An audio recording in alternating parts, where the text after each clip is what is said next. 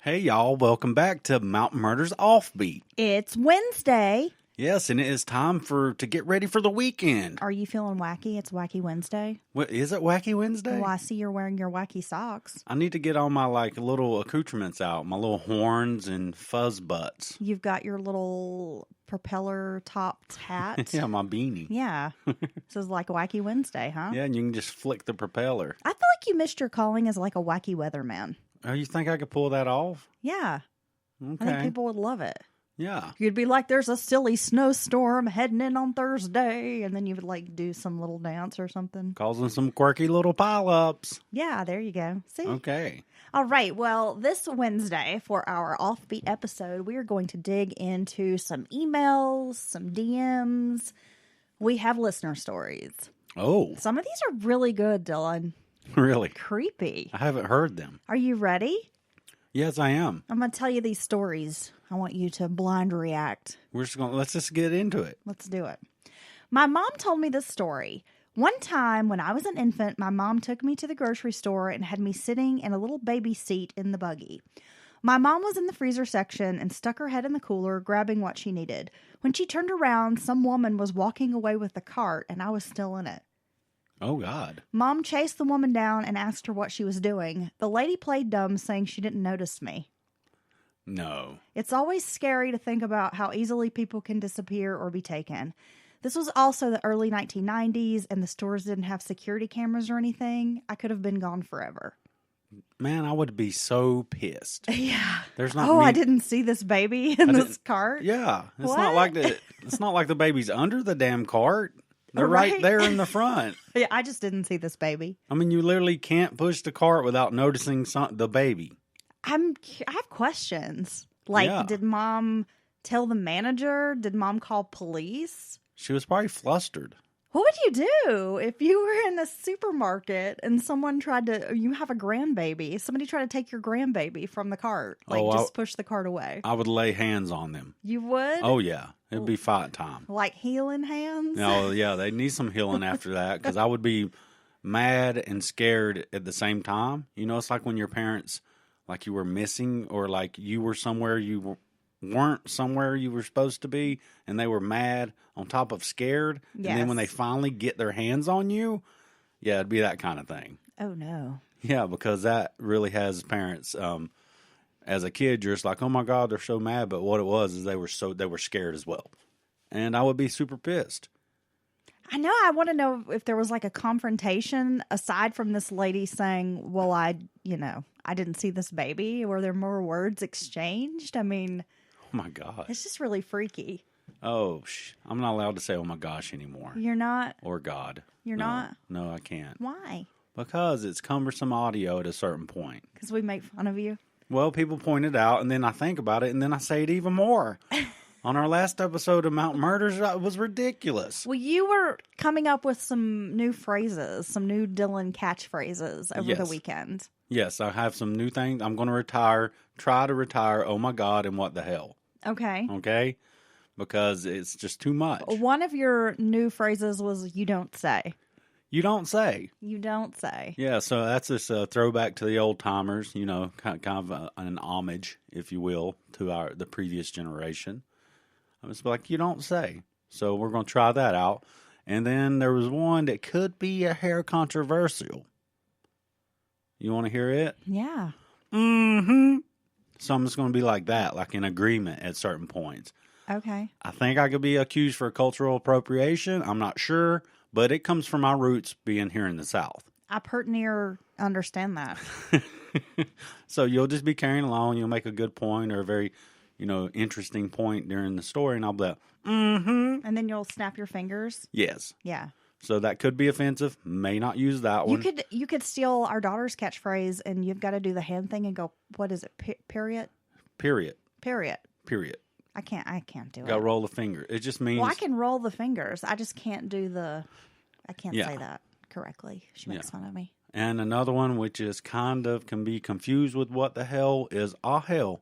Oh, hell. That's one of those things you say when you're in conversation with someone and you realize that they just asked you about the conversation, but you weren't really listening to them. You were kind of just shaking your head and saying things like, you don't say. That's like hair on a biscuit. Yeah. Yeah. Okay. Are you ready for more listener tales, Dylan? Yeah, well, I'm just thinking about how scared and mad and everything I would be if someone moved my cart at all with my child in it, let alone was pushing them away down the aisle. Yeah, no shit. It would be a damn scene. Yeah. They would have to, manager would be aware of it. Okay, here's our next story.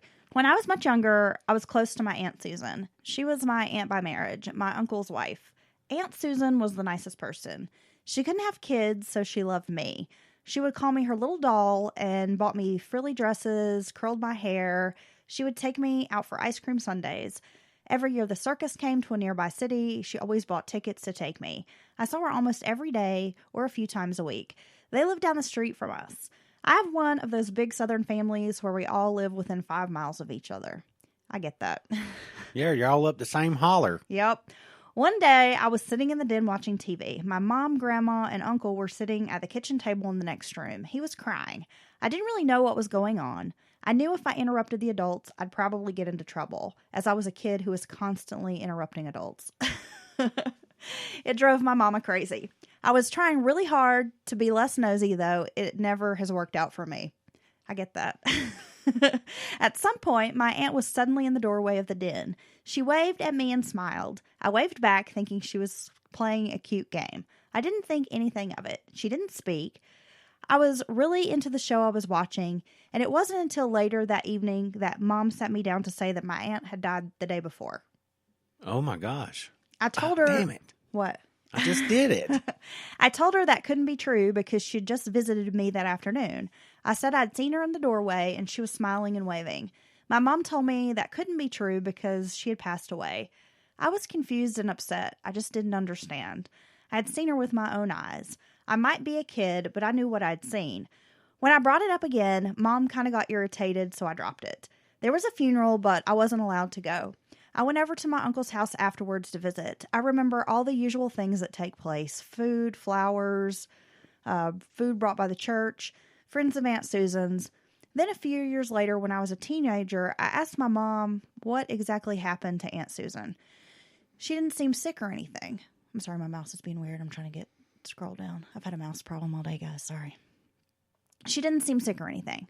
Mom explained that Aunt Susan had driven herself to a wooded area nearby, got drunk, took a bunch of pills, and killed herself. Oh, man. That's sad. Somebody found her pretty quickly because it was a popular spot where people walked and fished. I don't know why she did it. No one knows. Aunt Susan left no note. She didn't seem depressed. I never saw Aunt Susan after that day. She was in the hallway waving and smiling at me. I like to think that she visited me one last time because she loved me so much. It's something that still haunts me today, though. Suicide is rough. It seems like she came by to tell her bye, to say bye to her. It does, right? Yeah, I mean, really. Wow. That's I don't know, a deeply upsetting story. Well, I mean, it's sad. At the same time, it's kind of happy because I really do think she maybe come by to say bye to her favorite niece. Wow. My goodness. I know, we get all kinds of stories about murders. Well, Susan's flying around with the energy now, and she's seen things that only most of us can't imagine. That's true. It's true. My sister's up there with her. All right, are we ready for our second story? Our third story. Our third, mine. Yeah, you got to keep me on track today, Dylan. Oh, my goodness. I haven't had enough coffee yet. I found your podcast a couple months ago and love it. Well, you're welcome. I listened to some of your listener tales and thought I should tell you about something I'd like to forget. A few years ago, I was walking through the woods and went off the beaten path. I smelled this sweet stench coming from a nearby log. On the back side of the log was a small embankment that dropped down about 4 feet. In the ditch, I found a dead body. See, I've always kind of not fantasized, but thought about how I would react in this situation. I think about that too. Because I see like bags on the side of the road or odd looking thing in ditches and stuff, and I always double back and investigate typically because that very well could be a body. Well, I go walk, around the neighborhood a whole lot. Walk through town. We do a lot of hiking. I feel like we're outdoors quite a bit. And I always think, what would happen if we found a body? I feel like you might poke it with a stick. Okay. What are you saying? I'm Crispin Glover from the River's Edge? Well, just to make sure. Oh, my God. Okay, so I found a dead body. The guy had been there for a while and wasn't looking great. He had green and black spots on his face and body with runny bits. Oh, see, this is where it gets real. Yeah, that's very graphic. But Runny bits. I mean, that's a good way to describe this. Oh, man. I can't really describe it. I assume wild animals had also been dining on him for some time. I called the police, who told me they'd be right there, but it was kind of the middle of nowhere, so it took them a while to arrive. It started to get dark, and I just sat there with this dead body for what felt like forever. I think I was in shock for real because it felt like a dream. Come to find out, the guy had just gone for a walk in the woods and died. Just natural causes, Yeah. heart, something went. Yeah, for a long time afterwards, I had nightmares about this. I will never forget that smell. And it was signed Kurt. Kurt. I guess you can't forget that. Well, I Yeah. feel bad for you, Kurt, but you did the right thing. I mean, you reported it. His remains were properly, taken care of. His family got to have their closure. So you did the right thing, Kurt. Well, and sometimes I think that happens. I remember a few years ago, there was a pretty famous local hiker. She had a blog. She was kind of known among hikers in this area, and, along the Appalachian Trail, that kind of thing. The through hiking crowd. And she was an older woman, past probably 55. I'm going to say she might have been in her 60s, but would solo hike quite a bit, and she would go off trail, but she knew the area really well and could navigate. But she went missing on a hike, and they found her some time later. I mean, I feel like it was some weeks, maybe even like a month or two. And they think she had fallen and like broken her hip, and she had some medication, and she took it, basically killed herself because she knew no one would find her. Oh, she knew she was so far off trail Yep. that she would likely succumb to starvation and the elements. Yeah. And so she just went ahead and eased her own suffering. Yeah. Wow. But I've heard of other stories where people have gone hiking, they have a heart attack. Well, I mean, it can happen. It can happen there just like it happens anywhere else. But it's always scary to think you're going to find a body in the woods or something. Well, I mean, just, that's got to be a kind of weird thing for anyone. I know there's people in certain professions. I don't know if I could just sit there near it and wait. I think I would have to go out someplace. Maybe back to the trailhead and direct them down there or something. I don't think I could just sit there with his body. No. Well, maybe you're just. I'm not cut out for that. I don't think. I think, you be in the autopsy photos and such. Like you look at some stuff that's pretty rough. Like I couldn't look at. Well, yeah, but I don't know. But you think a real body would be different? Yeah, that's different because again, he mentions the smell, and I'm just thinking of Leonard Skinner, and I'm like, ooh, that smell. So we've got a possible abduction of a small child, a death of a loved one, but you saw the loved one after they died. You know that happened. And Kurt found a body. Man. Yeah. It's trying to keep it on the upswing here. Trying to keep it happy. Are we? These are our listeners' stories, and they matter. Okay? These are real. Well, I should hope they're real. Otherwise, people are pretty creative, Dylan. Here's one that was sent to us by a fellow podcaster. Ooh. Yeah. They didn't tell me whether I should mention their podcast, but it's called like 11 Questions Podcast. Oh. So, yeah, check it out. I might check it out. A few years ago, when I lived in upstate New York, I was visiting a friend in New Jersey for a weekend. I was returning to upstate New York on a Sunday night. It was around 11 p.m. when I left.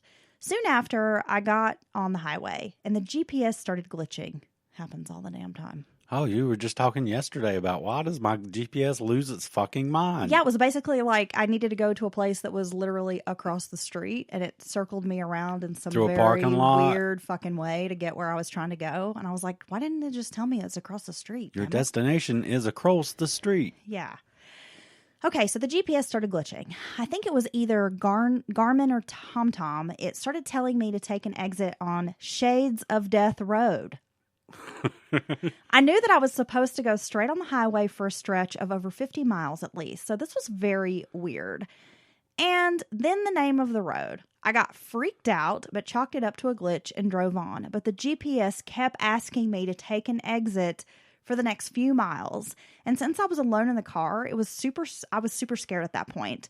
The rest of the drive, I kept looking at the GPS while my heart was racing. The minute I got to my apartment, I Googled the road, and it is known for some scary legends. I remained spooked for days. This happened like 6 years ago, but the feeling is still very vivid. You can actually read about the Shades of Death Road on Wikipedia. They sent a link, and I looked it up, and it's pretty creepy. I mean, there's a lot of like ghost stories and legends about this particular road. Damn. Yeah. So out of nowhere, for no reason, his GPS is like, turn on Shades of Death Road next right. Yeah, you gotta check it out and go read about Shades of Death Road. Well, see, that would freak me out. I mean, one, that's a pretty gnarly name for a road. Yeah. But, yeah, to have your GPS be, like, luring you there. Yeah. Yeah. And just, you know how if you miss your turn, it keeps on? Yeah. Like, make a U-turn, go back to Shades of Death Road. Yeah. The Ripper is waiting around the corner at Shades of Death Road. The demons can't last past sunlight. Please hurry back to Shades of Death Road. Yeah. Wow. Okay. On to, this is our fifth story, right? This happened in 2017. I never thought about telling a big audience until I heard Mountain Murders ask for listener stories. After a night of playing video games with my husband, we were preparing to hit the hay. My husband smokes and stepped outside on the front porch. I decided to join him as it had been raining, and I liked the way it smells after the rain. It was dark and foggy, but there was this really tall, dark figure moving down our street. It didn't look like it was walking, more like gliding. I couldn't get a great view, but my instincts kicked in.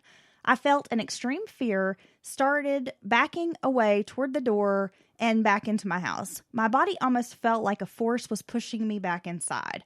My husband noticed the same thing, but his reaction was different.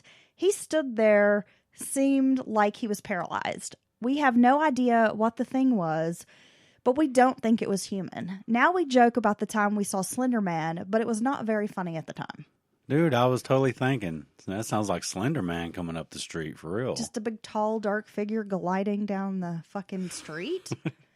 Even if that was my eyes playing tricks on me or any of that stuff, in the moment, when you're seeing this and your brain's convinced it is what you think it is, I mean, you're going to be scared shitless, right?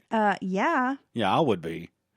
And at the same time, what could really, it's not like a glimpse. You're watching this figure for an extended period of time move towards you down your street.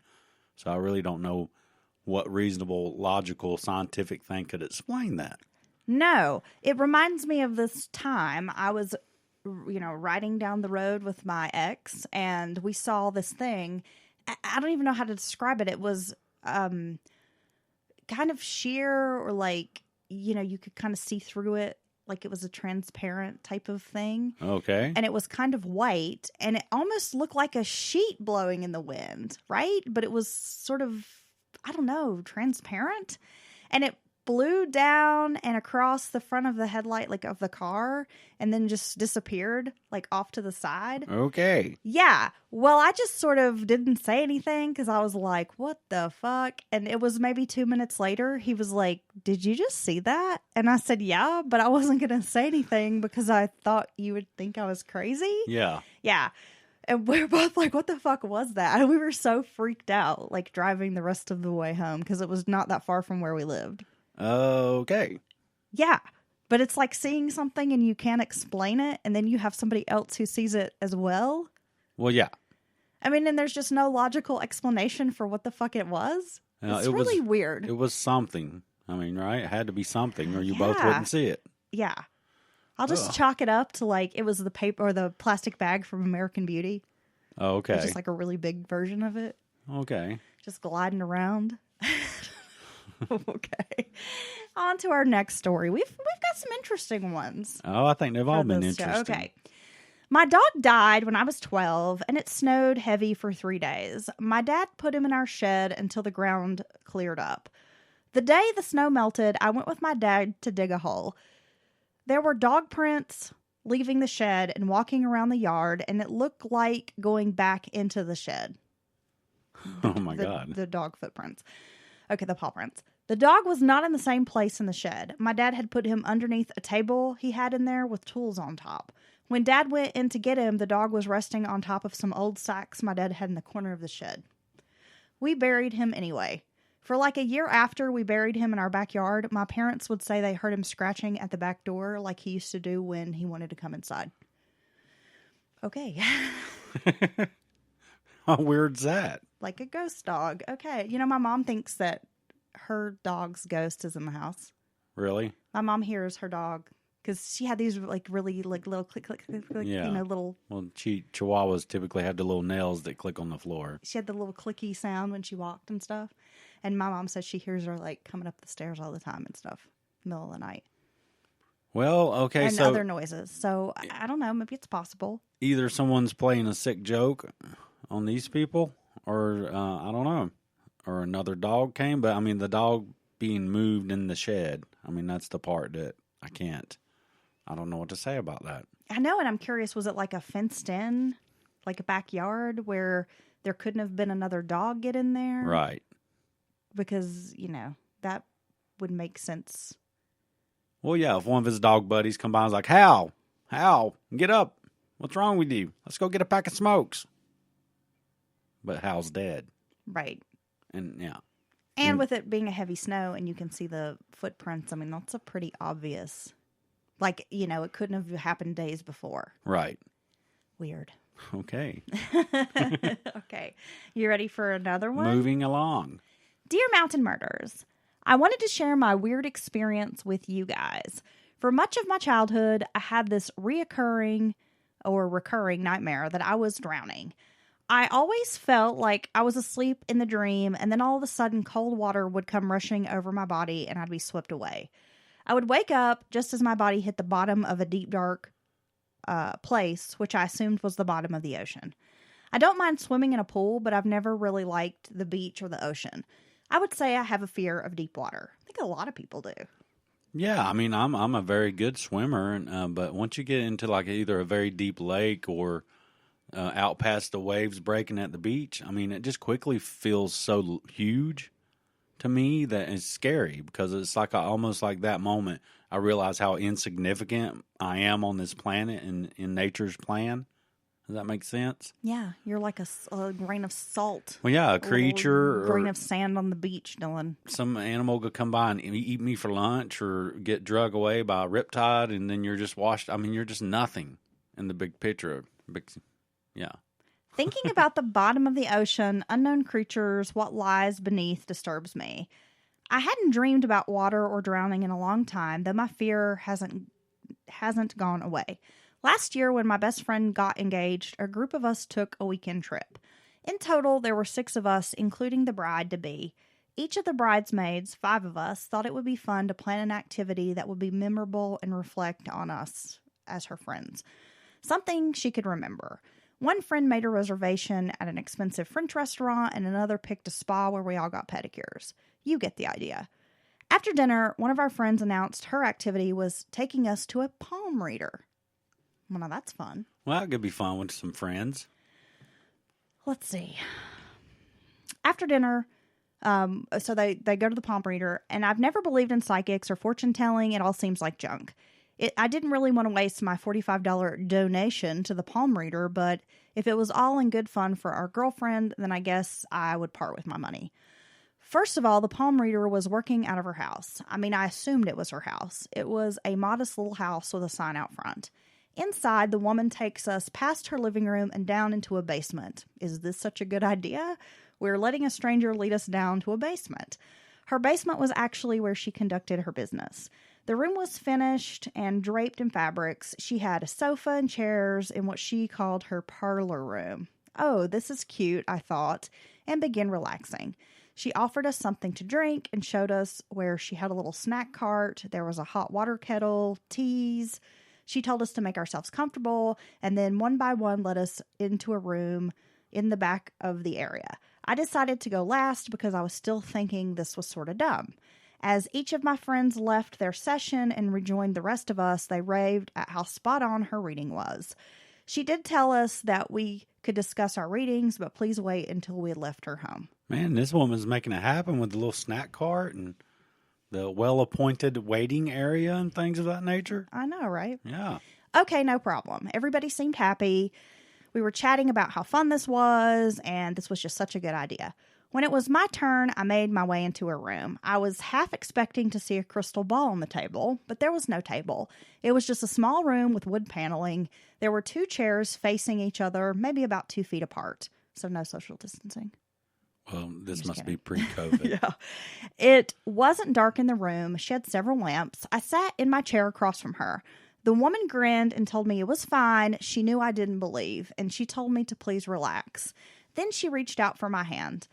It wasn't what I expected at all, but I gave her my hand. And after a minute or 2, she took a really deep breath and asked if I'd had any bad dreams. I told her not typically. She gave me a side-eye look and said, she gave me a side-eye look, and I said, well, maybe sometimes. She went on to ask me a few other questions. Then she said, you're afraid of water. Oh, wow. I didn't really say anything because I knew if you elaborated, these people would use that as part of their gimmick. But she looks at me and says, you were on the Neptunia. You sank beneath the waves. Wow. I had no idea what the Neptunia was, but her assessment was still upsetting. When I looked into the history behind her statement, a chill ran up my spine. Did this explain why I had those drowning dreams for the bulk of my life? I thought I'd share this with you guys because I know you like weird stories. Your podcast makes me happy, and she signed it East Tennessee Gal. Oh, so now we're here into reincarnation, right? Man, we're covering it all. Now you have those feelings, right? What? But it's not with water. It's with heights and things of that nature.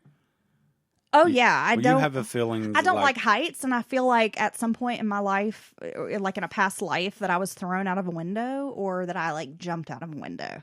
Yeah. Because I don't like, if we go to a hotel and they put us on the 17th floor, I can barely even go out on a balcony. I can't look down. I just really don't like heights very much. Yeah, this is common. I've heard this from a few people in my life, or maybe kind of common, as far as having this either fear of water, heights, fire, things of that nature.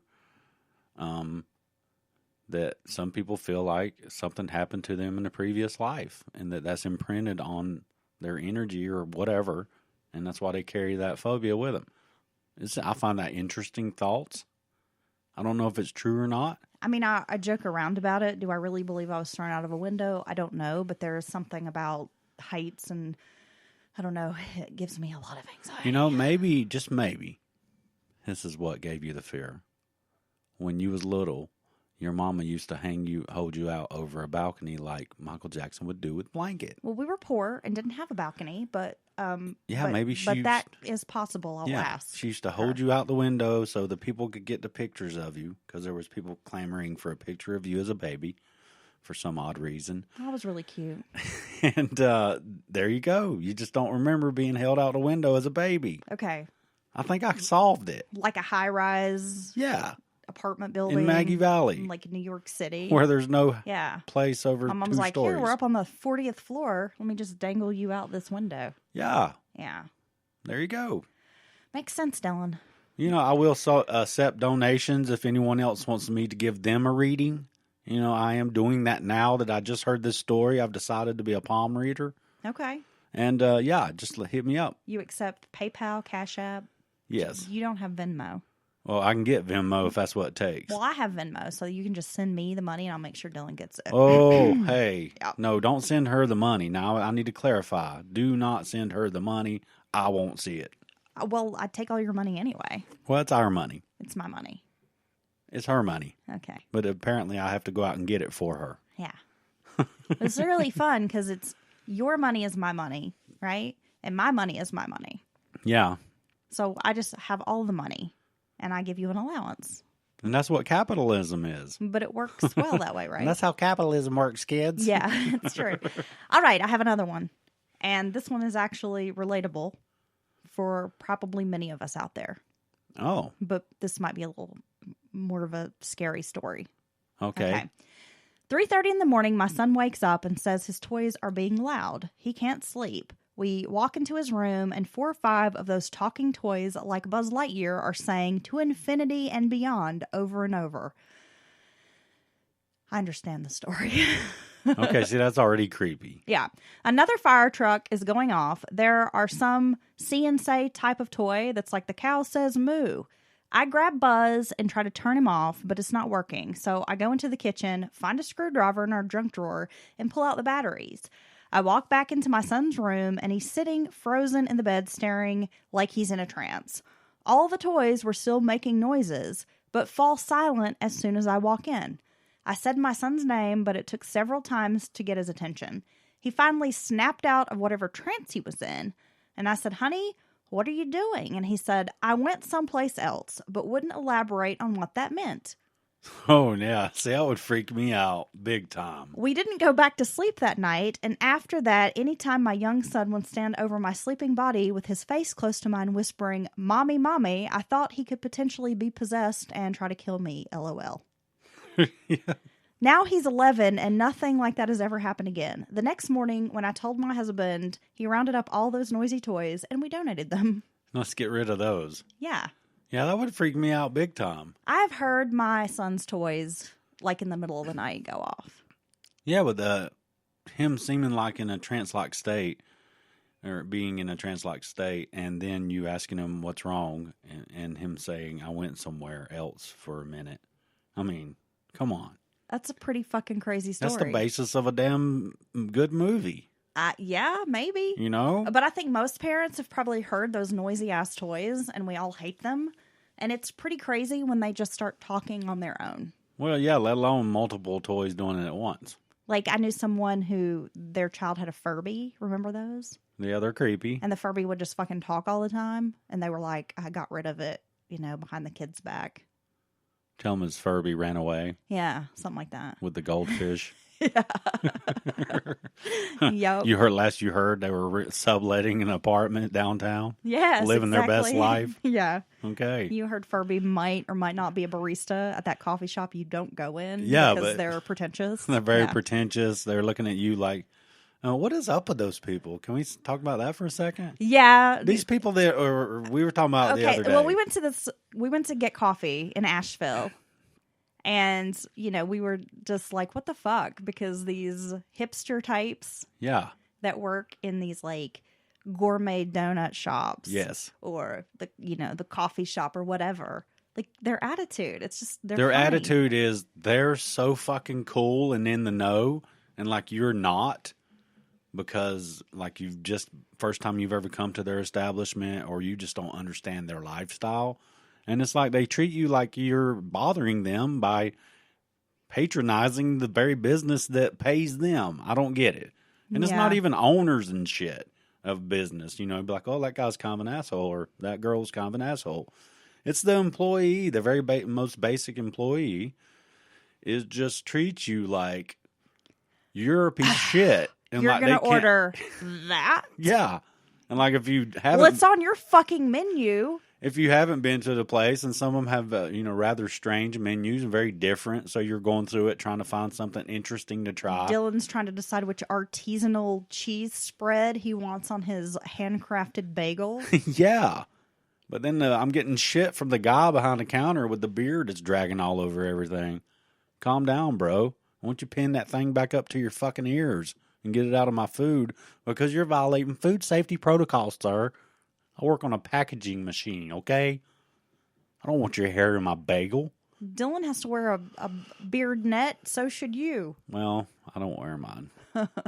I'm a rover. I can go where I want and do what I want.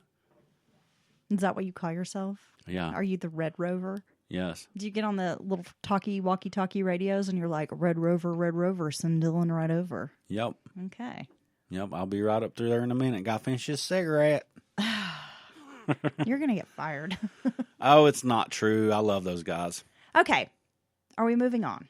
Yeah. I have a couple more. Really? Yeah. Wow, you had some good ones. I have a many messed up things that have happened to me in my life, but this one I've told many times. I'm in the Navy, hoorah, and was deployed in 2016 to fight ISIS in Iraq and Syria. We had a port call in Bahrain at the time. I had not been there before, so I was nervous. Some friends and I were walking downtown I were walking downtown area of a city, outside the base, and we walked down the wrong street. They usually brief us on safety and where the dangerous places are. The place started to look a bit shady, and I thought we were getting into the worst part of town. It was the middle of the day, so my friends weren't too worried, but I told them we should turn back and go the other way. We walked on, and then I noticed a giant ISIS flag flying at a house. Yeah. I hey. told them there was no way I was going on with them. After they saw that, they didn't hesitate and recognized the danger. Not the most terrifying story, but scared the shit out of me. No locals were around at this time, so we made our way back to the base without being noticed. We could have been up Schitt's Creek real fast. Oh, man, they could have been. Just walking around and there's an ISIS flag. Yeah, probably in uniform, you reckon? Do they make you go in uniform nowadays? I mean, they would probably let them be in your civvies. Oh, okay, but some obvious Americans. Let's be honest. Us Americans can't hide. Well, there's that, and, your military, and I don't know, I'm assuming these might be girls, I don't know, it could be guys, but, the military guys have that very specific look, usually got that haircut, they make you wear a shirt tucked in with a belt. There's there's like a dress code. There's always that one friend that wants to keep, when you tell them, I think this is a bad situation, oh no, I heard there's a really good cafe just down here at the end of this street, and you turn and go back in there where it's black and it looks abandoned. Yeah, it's a pop-up cafe. And it's run by ISIS. We're just going to go get us a nice, we're going to get a bubble tea. Bubble tea, yeah. Our daughters would be like, sure, we'll go to the ISIS cafe for bubble tea. Yeah. Well, they wouldn't even know what ISIS is. They wouldn't. They wouldn't know to be scared. No, they wouldn't. A couple of years ago, me and my best friend went on a Florida trip. Oh, this is a good one. Okay. The first few nights were really great.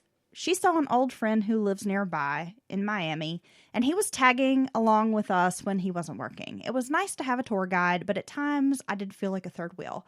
I guess they had had some kind of fling in high school that they both never got over. We ended up going out to this nightclub one night. It was crowded. There were multiple floors and an outdoors area. I went to the bathroom and got separated from my friend, which was not good. The guy had driven us there. A guy who'd been hitting on me earlier came up trying to buy me a drink. I blew him off saying I had to go find my friend. And he was like, well, I'll help you. I was like, no, it's okay. I wasn't having much luck spotting my friend in the crowd and started to get a little frustrated. I started texting her, asking her where she was, and then I called her phone, and it went straight to voicemail. My friend's friend had been buying us drinks on his tab. I only had about $10 cash on me and no debit card. It felt like hours of walking around this club trying to find my friend until I was nearly in tears. She didn't leave me, did she? I mean, this was not a good situation. At one point, I even called my mother about what was happening. I had no money for a cab. My mother offered to pay for a taxi if she could do it over the phone with her credit card just to get me back to my hotel room. Then I saw the guy again, the bar guy. He seemed nice enough, but I didn't want to reveal too much about my situation in case he was a creep. He tried to help me find my friend. By now, it's been some time, and I'm getting scared, and I want to leave. The guy, whose name is Javier, by the way, offers to give me a ride to my hotel. I made him give me his driver's license, which I photographed and texted a pic to my mother as a safety precaution, but agreed to let him drive me back because I felt so desperate. That was pretty smart. Just before we got into his car, he got a phone call and said, I'll be right there. Once we were in his car, he said he needed to run a quick errand that wouldn't take long, and then he'd shoot me back to my hotel. This was not part of the deal, so I told him I didn't like this. He was like, I assure you, I am not a bad guy. Trust me, please. I was unsure, but also didn't want to piss off a stranger who might kill me. I kept quickly trying to think of what to do. Although I wasn't sure where exactly we were, I knew it was not recognizable and nowhere in the direction of my hotel. He kept saying, it's okay, it won't take long. And we finally roll up into a subdivision with pretty nice large houses.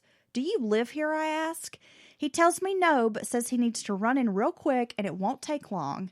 I'm panicked. I don't want to be involved in anything criminal, I tell him, thinking maybe this is a drug dealer's house? ? Yeah, that's what I would have thought. He laughs at me and disappears inside. Okay, He's gone, so I have no idea where I am, and my first reaction is to get out of the car and start walking. I'm in a subdivision, a pretty big one, and I'm trying to remember where the front gate was. I'm walking in a tight mini dress wearing giant stilettos, and I am miserable, scared, and not sure what the next move is. I try calling my friend again, same thing, voicemail. I finally break down and call my mom, explaining that I think this guy is a total freak who took me to some random house. It's like 3 a.m. at this point. My mother is cool, but I'm sure freaked out that her 28-year-old daughter is calling her in this situation. We also love true crime, so of course my mother is lecturing me about going off with a stranger. She is telling me she'll call around to a cab company, and then headlights are behind me. It's Javier. He's like, girl, what are you doing? Get in the car. I'm like, no. And I kick off my shoes and start trying to run from him. Oh, so she had gotten out of the car. She's looking for the front gate, She's like talking walking to mom. through this neighborhood. So yes. she did. She was out. Yeah. Okay. So I start running from him. He is driving up beside me laughing. Finally, he manages to tell me that he was trying to surprise me.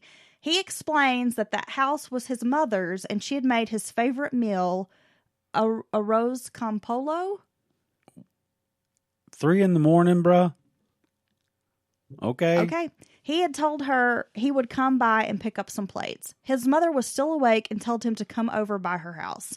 He told me he thought a good meal would make me happy since I had had such a terrible night. Javier even got on the phone with my mother to calm her down. I felt like such an asshole. In his car, we had a brown Whole Foods bag packed and stacked with Tupperware containers of food. We drove back to my hotel and walked across the street to a beach area, and we had a little picnic. He was a really nice guy. We're actually still friends and talk regularly through Facebook and stuff. However, my night turned out to be okay, but my friend's night did not. So what happened to her was the guy she had been hanging out with told her I had said I was leaving, which she thought was strange, but was like, okay. Her phone died, and he didn't have a charger. He tried to get her to have sex with him, and at some point told her that I was holding them back and they needed to get rid of me. My friend was like, what? Get rid of her? She said he drove her to his apartment trying to get her to sleep with him. When she wouldn't and wanted to use his phone to call me, he got really mad. She said he was like throwing things around the apartment. He eventually agreed to take her back to our hotel. I was already inside after the beach picnic, getting ready for bed when she came storming in. She told me what a loser the guy friend was and what he had done. So it turns out my night ended up being much better than hers. By this time, it was early morning, so we decided to stay up and watch the sunrise together. Overall, it was a pretty fun trip. My friend never spoke to that guy again, by the way. I thought maybe mountain murders would get a laugh at my story and how paranoid I was. True crime saves lives for real. No, it does. So, yeah, that's what I was going to say. I was going to say, don't feel bad about that because it might have been, you might have felt a little goofy on the tail end of it. But, I mean, it is 3 a.m. Who swings by their mom's and gets food? Though it seems like he did. Maybe his mama sets up all night and cooks. Maybe that's her thing. Maybe his mama works a job where she gets up like early and has to be at a hospital or something. It's Dylan. true. It's true. But at the same time, given everything else she was going through, I would be like, what the fuck? Right? I mean, it's 3 a.m. I just want to go home. Here we are. Is this a drug deal or what's going on? All this stuff's going through her I'm head. just laughing because I totally feel like I would do the same thing. Like I would get out of the car in the subdivision and be like running, like trying to throw my shoes at this guy, like get away from me and running from him. Yeah, and not screaming for help and knocking on doors and shit. Someone help me. But yeah, it turns out her friend was with a real asshole who was just an asshole and not a monster. And this guy, Javier, was just trying to be cool and feed her some food and help her out. Yeah.